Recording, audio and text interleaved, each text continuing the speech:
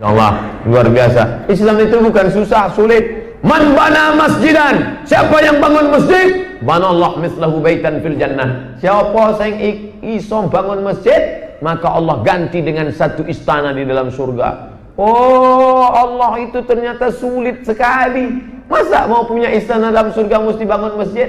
Siapa yang bisa bangun masjid? Orang kaya. Kalau begitu yang masuk surga orang kaya saja. Ternyata Allah Maha Adil. Man shalla isnatai asyarata rakaat, siapa yang salat 12 rakaat fil laili wal lailah, fil yaumi wal lailah, sehari semalam salat 12 rakaat, bunyalahu bihinna baitun fil jannah, dibangunkan untuknya satu istana dalam surga. Yang kaya bangun masjid. Yang membangun masjid Nurul Asri ini dengan tahfiz Qur'annya, dengan kajiannya, dengan makanannya, Masya Allah, makanan terpanjang tadilah di atas, lengkap semuanya. Ini apa nih? Lidah Pak Ustaz. Apa? Lidah. Ini apa nih? Ini gudeg Pak Ustaz. Hah? Peka itu gudeg. Oh, penuh, luar biasa. Siapa itu? Orang-orang kaya. Orang kaya ini yang membangun ini. Lalu kami yang miskin susah iki piye Pak Ustaz? Orang iso mlebu nang surga. Gimana saya? Tenang. Kau cukup sholat 12 rakaat, kau pun juga bisa masuk surga. Orang kaya masuk surga, orang miskin pun masuk surga. Yang lebih mantap, sudahlah bangun masjid, sholat 12 rakaat, the best. Yang paling parah, bangun masjid nggak bisa, sholat nggak mau. Neraka jahanam tempat dia. Ustaz dulu di Jogja ceramah jangan keras-keras. Neraka jahanam, jangan, lembutlah. Neraka jahanam. Bapak Ibu yang dimuliakan Allah Subhanahu wa taala. Oleh sebab itu maka siapa bilang, Ustaz Somad, kami mau bangun masjid orang iso, nek salat 12 rakaat orang iso. Ada cara yang lebih mudah lagi Pak Ustaz? Ada. Apa dia? Man ala salasa banatin, siapa yang punya 3 anak perempuan, siji loro telu. Fa adabahunna, dididiknya anaknya dengan pendidikan agama. Wa ahsana ilaihinna, dia buat baik. Wa zawwajahunna, dinikahkannya dengan laki-laki yang baik. Wa ahsana ilaihinna, dia buat baik sampai mati. Falahul jannah, surgalah baginya. Bangun masjid enggak bisa. Salat 12 rakaat enggak bisa. Anak 3. Anak pun enggak bisa juga. Parah betul. Payah anak nih Pak Ustaz. Mau punya anak sekarang bayi tabung. Bayi tabung paling murah 100 juta di Singapura. Itu pun tabung-tabung second Pak Ustaz. Makanya banyak-banyak sodakoh, banyak-banyak doa sama Allah. Ruqyah juga penting. Ada sahabat kita nggak bisa hamil, istrinya 7 tahun menikah, nggak bisa. Kenapa? Rupanya jin berada di dalam, selalu menghalangi pertemuan sel ovum dengan sperma. Pas mau ketemu, dipisah sama jin. Akhirnya dibacakan ayat kursi, dibacakan ayat Quran, dibacakan ruqyah, setannya kabur lari. Jadi ruqyah salah satu alternatif berdoa kepada Allah Subhanahu wa taala. Bahkan ruqyah ini bisa menyembuhkan orang gila. Zaman Nabi ada orang gila, dibacakan ruqyah Al-Fatihah dengan menahan air liur. Allahul Qayyum la ta'khudhuhu sinatun wa la nawm, lahu ma fis samawati wa ma fil ardi. Air kursi dibaca Al-Fatihah sampai air liurnya banyak. Setelah banyak diludah ke muka orang gila. Sehat. Tapi orang gila yang dulu tidak mencari ustaz.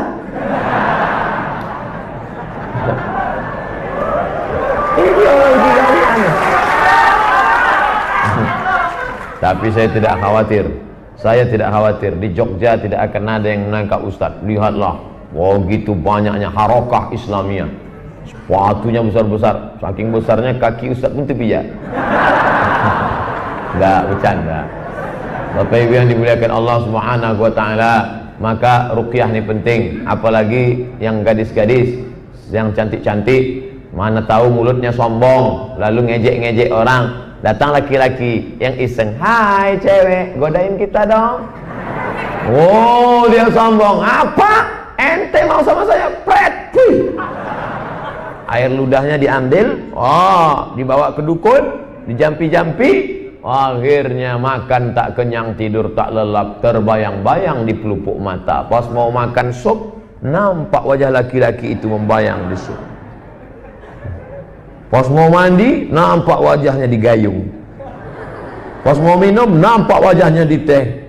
Wah, gimana ini Pak Ustaz? Ruqyah. Sebelum tidur malam baca qul huwallahu 3 kali, qul a'udzu falaq sekali, qul a'udzu binnas sekali, Al-Fatihah sekali, awal Al-Baqarah 5 ayat, ayat kursi ujung Al-Baqarah. Setelah dibaca, hembuskan ke tapak tangan. Pasakan keluar. Mudah, tak perlu pakai jimat, tak perlu pakai jimat sampai 12. Di sini 3, di sini 3. Jimat anak funky namanya. Sini 2, di sini 2. 3, 2, 2, 3, 10. Yang 2 lagi di bibir. Bibir kasih anting. Lihat bibir dia pakai anting, bibir kita yang ngilu.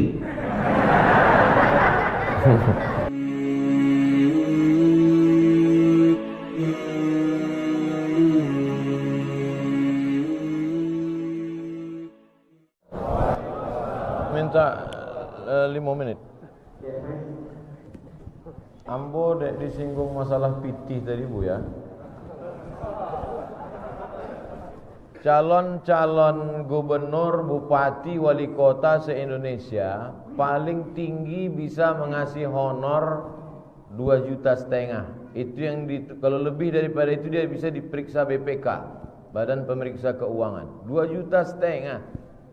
Ambo tahun iko menyerahkan PT sampai ratus juta dari YouTube, ndak mau ambil.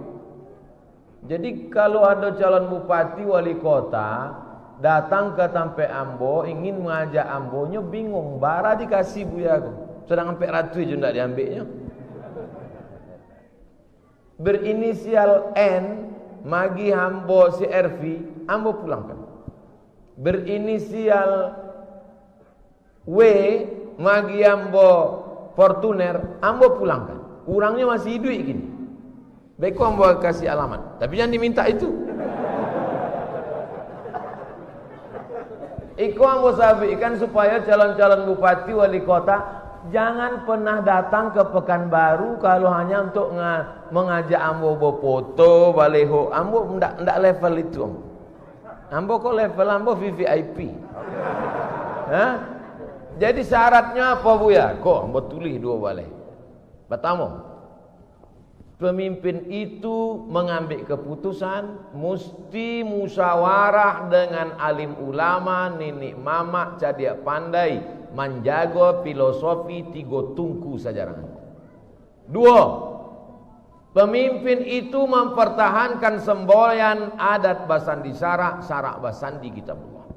3, memperhatikan surau. Sebab awak punya filosofi kembali ke surau, pulang ke surau, bukan kembali ke laptop. Sampai masukkan 5 pelajaran agama ke sekolah umum. Pondok pesantren ndak urus. SDIT boarding school ndak, tapi sekolah umum SMP SMA masukkan 5 pelajaran agama.